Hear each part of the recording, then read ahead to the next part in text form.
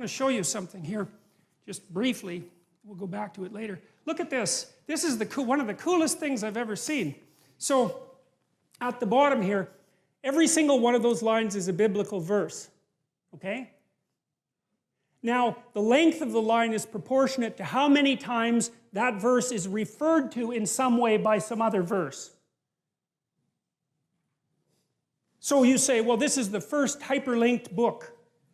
Right? I'm dead serious about that. You can't click and get the hyperlinks, obviously, but it's a thoroughly hyperlinked book, and it's because, well, the people who worked on these stories that are hypothetically at the end, right, which is, the end can't affect the beginning. That's the rule of time, right? What happens now can't affect what happened to you 10 years ago, even though it actually can, but whatever. Well, you reinterpret things, right, and then they're not the same, but whatever, we won't get into that. But technically speaking, the present cannot affect the past, but if we're looking at a piece of literature, that's not right, because when you write the end, you know what was at the beginning, and when you write the beginning, or edit it, you know what's at the end. And so you can weave the whole thing together. And there's 65,000 cross-references, and that's what this map shows.